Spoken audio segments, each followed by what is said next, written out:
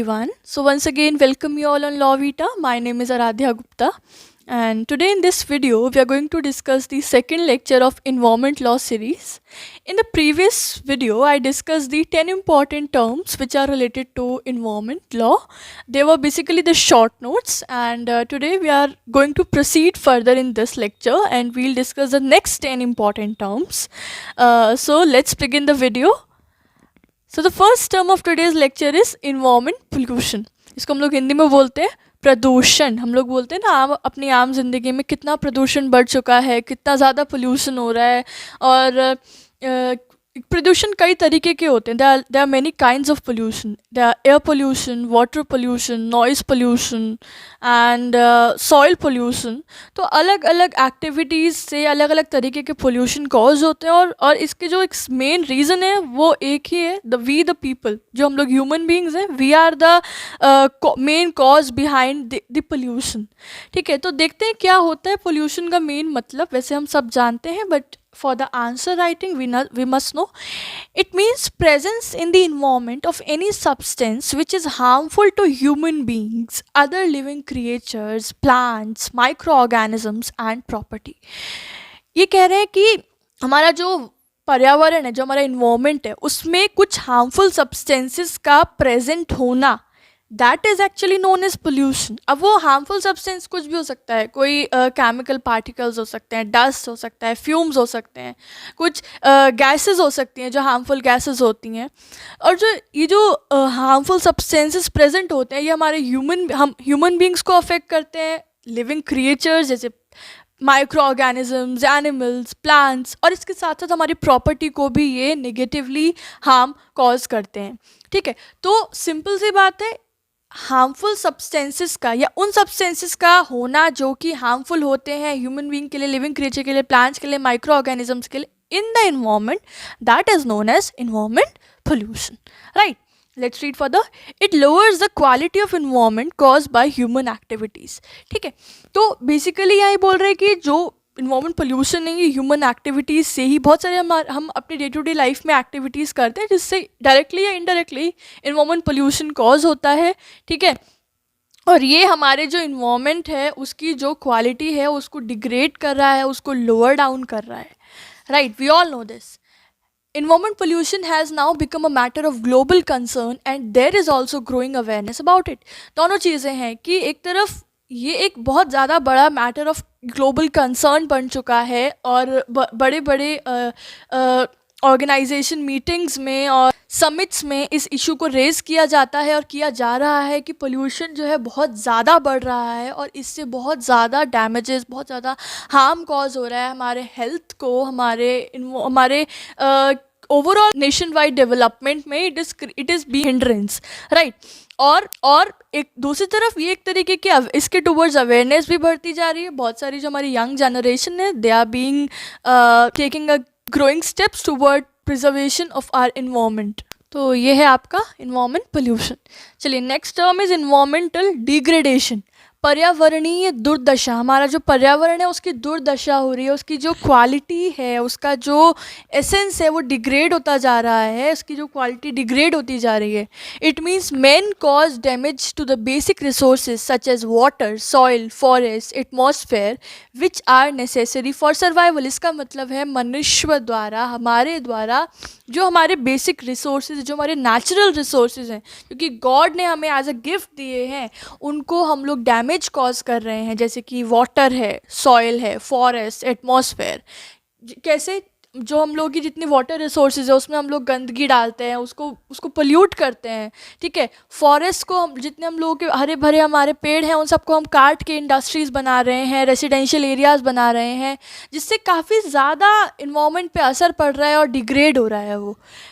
It is the overall lowering of environment quality because of adverse changes brought in by human activities in the basic structure of components of the environment. इससे जो हमारी overall environment quality है उस पर बहुत ज़्यादा negative impact पड़ रहा है, वो बहुत ज़्यादा lower down हो रही है और ह्यूमन बीइंग द्वारा बहुत सारे ऐसे एक्टिविटीज़ किए जा रहे हैं जिससे जो हमारे इन्वायरमेंट के बेसिक कंपोनेंट हैं, बेसिक कंपोनेंट के जो बेसिक स्ट्रक्चर है, उनमें कुछ ऐसे एडवर्स चेंजेस आ रहे हैं जो कि निगेटिवली रिएक्ट कर रहे हैं to such an extent that these changes adversely affect all the biological communities। और इससे हमारे जितनी भी बायोलॉजिकल कम्युनिटीज़ है, हमारा जो फ्लोरा है, हमारा फोना है, उस पर बहुत ज़्यादा एडवर्स इम्पैक्ट पड़ रहा है। और the only cause are the activities जो कि हम अपनी नीड्स और डिज़ायर्स को फुलफ़िल करने के लिए जो हम लोग जो ह्यूमन बीइंग है वो कर रहे हैं, सिर्फ अपनी ज़रूरतें पूरा करने के लिए हम हमारे जो नेचुरल रिसोर्सेज है उनको डिस्ट्रॉय कर रहे हैं, उनको डिस्ट्रक्ट कर रहे हैं, and that ultimately is leading towards the environmental degradation। Clear? Next है 13th term is global warming, that's known as भूमंडलीय ऊष्मीकरण। So it is the increase in Earth's average surface temperature because of the effect of greenhouse gases। तो ये क्या है global warming? Global warming means कि हमारा जो अर्थ का सरफेस है, अर्थ सरफेस का जो टेम्परेचर है, ठीक है, उसमें इंक्रीज़ होना, उसमें उसके तापमान में बढ़ोतरी होना because of the effect of green house gases. Green house gases क्या है वो अभी आगे टर्म आएगा, तो I let you know that further, ठीक है। तो उन ग्रीन हाउस गैसेज जो कि हमारे इन्वायरमेंट में प्रेजेंट होती है, उनके इफेक्ट से अर्थ के टेम्परेचर में इंक्रीमेंट होना, this is what known as global warming, right. अब इसका इफेक्ट क्या होता है? जब ग्लोबल वार्मिंग होता है, ग्लोबल वार्मिंग का सिचुएशन आता है, then it leads to certain climatic changes such as rising of sea level, altering the precipitation patterns, changing water supply, crop yields, spread of diseases, loss of natural habitat। तो यहाँ देख सकते हैं कि हाँ, ये भी जो ग्लोबल वार्मिंग का सिचुएशन है ये बहुत ज़्यादा नेगेटिवली रिएक्ट करता है हमारे बायोलॉजिकल कम्युनिटीज़ पे, हमारे नेचुरल रिसोर्सेज पे, ठीक है। अब इसके कारण क्या क्या है, क्यों होता है ये? CO2 emissions from power plants, airplanes etcetera. देखो जो हम लोग अभी बताया कि ग्रीन हाउस गैस से ये होता है, तो ग्रीन हाउस गैस में सबसे प्रिंसिपल जो ग्रीन हाउस गैस है दैट इज़ कार्बन डाइऑक्साइड। और कार्बन डाइऑक्साइड किन किन से रिलीज़ होती है? फ्रॉम द पावर, जितने भी पावर प्लांट्स है, पावर हाउसेज हैं, एयरप्लेन्स है, उनसे रिलीज़ होती है, and that leads to this the situation of global warming. इसके अलावा डिफॉरेस्टेशन, क्लोरोफ्लोरोकार्बन, हमने पिछले पढ़ा था ना कि फ्रिजेज होते हैं और एसीज हैं, ये लोग एक्सेसिव रिलीज़ करते हैं क्लोरोफ्लोरोकार्बन। इसके अलावा ओवर पॉपुलेशन, वॉल्केनोज और such sort of natural calamities. तो ये सारे कारण हैं जिसकी वजह से ग्रीन हाउस गैसेज ज़्यादा क्रिएट होती हैं और प्रोड्यूस होती हैं इन द इन्वायरमेंट, और that ultimately leads to the global warming, ठीक है। तो आई होप आप इट्स क्लियर हो गया होगा आपको ये। नेक्स्ट टर्म है हमारा ग्रीन रिवोल्यूशन, जिसको हम लोग बोलते हैं हरित क्रांति। और ये एक बहुत बड़ा रिवोल्यूशन था जो कि हुआ था, हमारे इंडिया में भी हुआ था, ठीक है। Let's read it. The term green revolution was first used by William God, ठीक है। ये क्वेश्चन आ जाता है कि पहली बार ये जो टर्म है ग्रीन रिवोल्यूशन, इसका यूज़ किसने किया था? तो it was used by William God, right. Norman Borlaug is the father of green revolution. और फादर ऑफ ग्रीन रिवोल्यूशन किसको कहते हैं? Norman Borlaug, do remember. And in 1965, Government of India launched Green Revolution with the help of geneticist who was known as the father of Green Revolution, India। और 1965 में government of India ने green revolution launch किया था एक geneticist की help के साथ, name is MS Swaminathan. तो Swaminathan is the father of green revolution India, and उनकी मदद से गवर्नमेंट ऑफ इंडिया ने 1965 में ग्रीन रिवोल्यूशन इंडिया के अंदर लॉन्च किया था। ग्रीन रिवोल्यूशन है क्या? It is referred to as the process of increasing agricultural production by incorporating modern tools and techniques. Green revolution का बेसिक मीन्स है कि हम अपनी एग्रीकल्चरल प्रोडक्शन में इंक्रीमेंट लाएं, एग्रीकल्चर प्रोसेसेस को और ग्रो करें, ठीक है, by implementing, by incorporating modern tools and techniques. Modern tools को, मॉडर्न टेक्निक्स को यूज़ करके, इनकॉर्पोरेट करके अपना जो हमारा एग्रीकल्चरल प्रोडक्शन है उसको इन्हांस करें और उसको इंक्रीज़ करें। इस प्रोसेस को कहते हैं ग्रीन रिवोल्यूशन, ठीक है। तो कहीं ना कहीं ये हमारी जो इकोनॉमी है उसको भी इन्हांस करता है, ठीक है, हमारे पूरा एग्रीकल्चरल डिपार्टमेंट को, हमारे फार्मर्स को बहुत ज़्यादा अपलिफ्ट करने में मदद किया है ग्रीन रिवॉल्यूशन ने. It is a period when agriculture of the country was converted into an industrial system due to the adoption of modern methods and techniques like use of high yielding various variety seeds, tractors, irrigation facilities, pesticides and fertilizers. ये हमारे India में अगर बात करें तो ये तब की बात है कि जब कंट्री के अंदर जो हमारा एग्रीकल्चर था, एक तरीके से ये वो पीरियड ऑफ रिवोल्यूशन था जिसमें जो हमारा एग्रीकल्चर ऑफ द कंट्री था that was converted into the whole industrial system. क्योंकि हम लोगों ने काफ़ी सारे मॉडर्न इक्विपमेंट्स, टेक्निक्स और मेथड्स का अडॉप्शन किया था for the agriculture enhancement in production, जैसे कि हमारे हाई यील्डिंग वेराइटी सीड्स हो गए, tractors, irrigation facilities, pesticides and fertilizers. तो ये था हमारा ग्रीन रिवोल्यूशन, दैट इज़ हरित क्रांति. आई होप आपको समझ में आ गया होगा. चलिए next is green house effect, जिसको हम हिंदी में बोलते हैं ग्रीन हाउस प्रभाव. क्या है ये? Green house is a closed glass structure in which plants are grown in regulated climatic conditions. ये एक तरीके का क्लोज्ड ग्रीन हाउस समझिए क्या है. मैं आपको अभी पिक्चर भी दिखाऊंगी. ग्रीन हाउस एक क्लोज ग्लास स्ट्रक्चर होता है, ठीक है, ग्लास का स्ट्रक्चर है, पूरा क्लोज रहता है, जिसके अंदर प्लांट्स ग्रो किए जाते हैं in the regulated climatic conditions. ठीक है, जो उसके अंदर हम लोग ने क्लाइमेट, जिस क्लाइमेट में वो प्लांट्स ग्रो हो रहे हैं, उस स्ट्रक्चर के अंदर, इस ग्लास के स्ट्रक्चर के अंदर वो एक रेगुलेटेड क्लाइमेट होता है. In such structure solar radiation passes through the glass and is observe by the floor, earth and other contents inside. इसमें क्या करते हैं कि इस ग्लास स्ट्रक्चर, इस क्लोज ग्लास स्ट्रक्चर के अंदर सोलर रेडिएशंस पास किए जाते हैं, जो कि पास होते हैं थ्रू द ग्लास. और फिर वो जो सोलर रेडिएशंस हैं, वो जो हमारी उस क्लोज्ड ग्लास के अंदर जितनी जो फ्लोर है, जो अर्थ है और जितने भी और कंटेंट्स हैं जो कि उस प्लांट को ग्रो करने के लिए उसके अंदर उसको एब्जॉर्ब करते हैं, they in turn become warmer and re radiates the energy as infrared radiation which is of longer wavelength. And this radiation can not escape from the glass since glass can not transmit infrared radiation.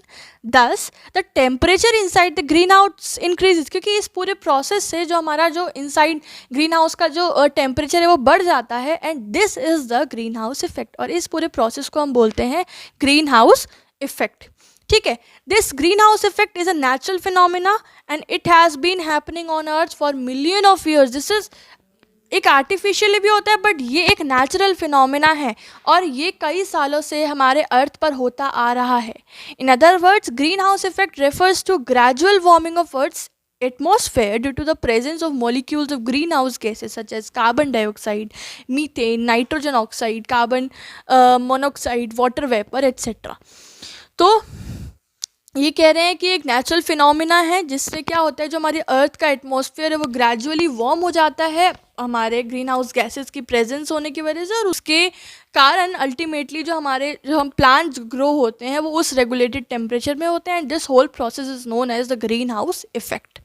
ठीक है, तो हमने global warming पढ़ा, green house effect पढ़ा. अब हम पढ़ते हैं ग्रीन हाउस गैसेस क्या होती हैं, जिसको हम हिंदी में बोलते हैं ग्रीन हाउस गैस. सेम ही है दोनों लैंग्वेज में.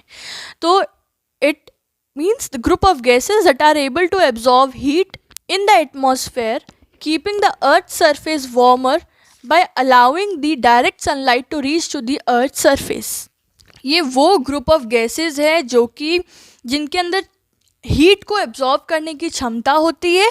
ठीक है, they are having long wave radiations. ठीक है, और ये एटमॉस्फेयर के अंदर जो हमारा अर्थ का सरफेस है उसको वार्म रखती हैं. कैसे? Because they allows the direct sunlight to reach to the earth surface. Right, इसके क्या क्या एग्जाम्पल्स हैं? कार्बन डाइऑक्साइड, ठीक है, methane, nitrogen oxide, water vapour, etcetera. ये सारे एग्जाम्पल है ग्रीन हाउस गैसेस का. The presence of greenhouse gases is like a blanket which covers the earth's surface by protecting the emission of infrared rays.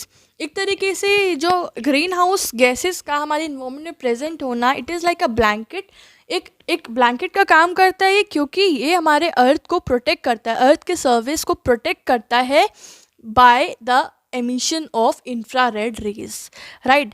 But the presence of these gases in excess enhances the greenhouse effect, which is creating global warming and consequently climate change.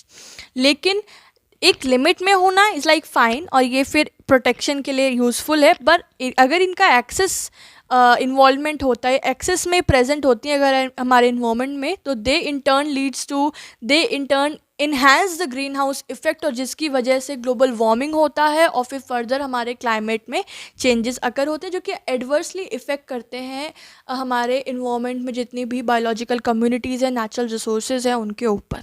ठीक है, तो I hope अब आपको green house gas क्या है, green house effect क्या है, global warming क्या है, इन सब चीज़ों में डिफरेंस और इनका मीनिंग समझ में आ गया होगा।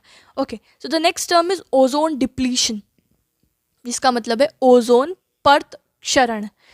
Let's read it. The presence of ozone layer in the atmosphere is very crucial and significant for plants and animals in general and human beings in particular, because it provides a protective cover known as Earth's umbrella to all the organisms in the ecosystem against their exposure to ultraviolet solar radiation waves by absorbing unwanted ultraviolet rays and allowing only those radiation waves to reach Earth's surface which are essential for maintenance of life on Earth।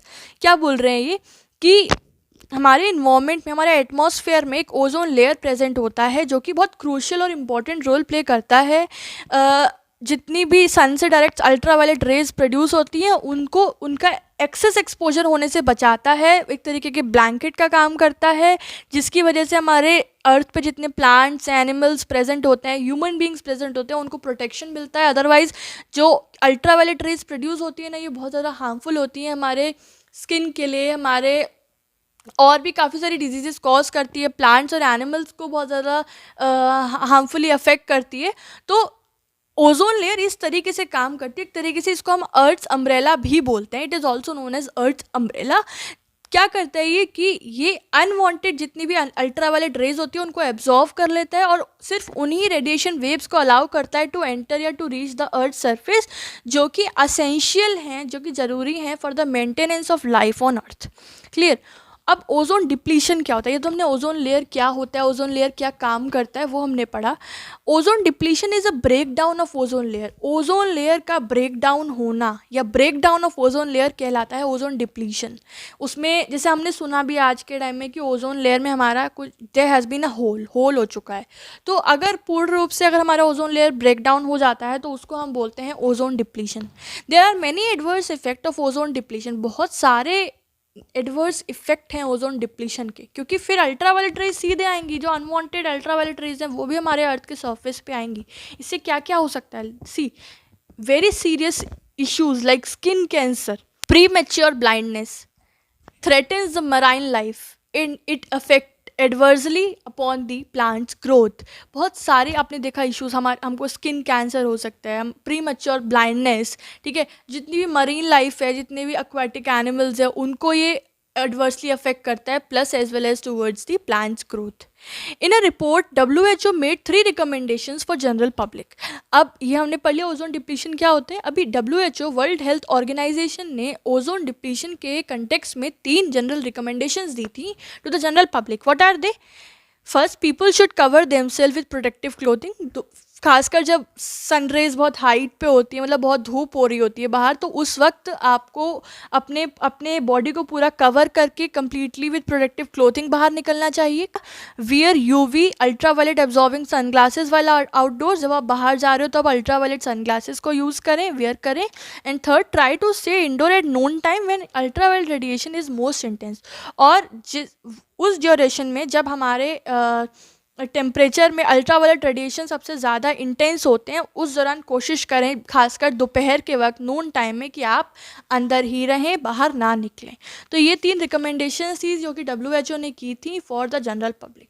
तो I hope आपको ozone depletion भी समझ में आ गया होगा। Now let's read next. 18th is sustainable development, जिसको हिंदी में बोलते हैं सतत विकास।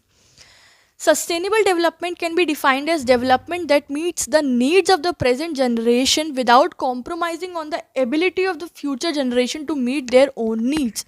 ये क्या है? एक तरीके का डेवलपमेंट है जिसमें हम लोग क्या करते हैं कि आज की जनरेशन की नीड्स भी पूरी हो जाए और साथ साथ जो आने वाली जो फ्यूचर जनरेशन है उनकी जो नीड्स हैं या फिर जो उनकी ज़रूरतें हैं उनको बिना कॉम्प्रोमाइज़ करे, बिना उसको टच करे, ठीक है। वही हमने पढ़ा भी है कि हम लोग इस तरीके से आज के टाइम में अपने रिसोर्सेज को यूज़ करें ताकि हम आगे वाली जनरेशन्स के लिए उनको प्रिजर्व कर सकें और उनके नीड्स पे, उनकी ज़रूरतों पे उसका असर ना पड़े, हम इतना ज़्यादा यूज़ ना करें, ठीक है। यही है sustainable development. There are 3 core elements of sustainable development. इससे क्या होता है, अगर हम सस्टेनेबली डेवलपमेंट के टूवर्ड्स अपने यूटिलाइजेशन करते हैं तो इकोनॉमिक ग्रोथ होगा, सोशल डेवलपमेंट होगा और इन्वायरमेंट प्रोटेक्शन होगा। इसलिए बोलते हैं कि ज़रूरत से ज़्यादा नेचुरल रिसोर्सेज का इस्तेमाल नहीं करना चाहिए और इस तरीके से करना चाहिए कि हमने अपने फ्यूचर जनरेशन से उसे बोरो किया है, right. Okay, next term is natural resources which we call in Hindi प्राकृतिक संसाधन, राइट। तो ये नेचुरल रिसोर्सेज कौन कौन से होते हैं? The resources that are found in the environment and are developed without the intervention of humans. Very simple, वो रिसोर्सेज जो कि इन्वायरमेंट में पाए जाते हैं और जो कि बिना ह्यूमन बीइंग के इंटरवेंशन से डेवलप हुआ है, मीन्स कि यहाँ पर ह्यूमन बीइंग का कोई भी रोल नहीं है, उन्होंने इसको डेवलप नहीं किया है, उनका कोई भी इंटरवेंशन नहीं है, ये इन्वायरमेंट में नेचुरली प्रोड्यूस हुए हैं एंड डेवलप हुए हैं। जिसके एग्जाम्पल्स क्या है? Air, sunlight, water, soil, plant, fossil fuels etcetera. अब 2 तरीके के नेचुरल रिसोर्सेज होते हैं, रिन्यूएबल नेचुरल रिसोर्स और non renewable natural resource. Renewable resources जो होते हैं they are available in infinite quantity, ये बहुत ज़्यादा क्वांटिटी में अवेलेबल होते हैं in the environment, while the non renewable they are limited in abundance, ये लिमिटेड क्वांटिटी में ही अवेलेबल होते हैं। Renewable can B use repeatedly, आप इसको बार बार यूज़ कर सकते हो, while the non renewable can't be use repeatedly, इसको आप अगेन एंड अगेन यूज़ नहीं कर सकते, you can only use them once और ट्वाइस, ठीक है। रिन्यूएबल रिसोर्सेज के एग्जाम्पल क्या है? Wind, water, forest. आप वाटर को अगेन एंड अगेन रीयूज़ कर सकते हो, फॉरेस्ट को रीयूज़ कर सकते हो, विंड को रीयूज़ कर सकते हो, and they are in abundance, ये बहुत आपके इन्फिनिट क्वांटिटी में अवेलेबल हैं। और नॉन रिन्यूएबल के क्या एग्जाम्पल हैं? फॉसिल फ्यूल्स, मिनरल्स एट्सेट्रा, ठीक है। And the last point here is कि रिन्यूएबल रिसोर्सेज लो कॉस्ट में अवेलेबल होते हैं and they are environment friendly, and on the other hand non renewable resources they are of high cost and they are less eco friendly, right. तो ये हो गया हमारा natural resource. And the last term of today's lecture is deforestation. इसको हम हिंदी में क्या बोलते हैं? वनों की कटाई और वनोन्मूलन।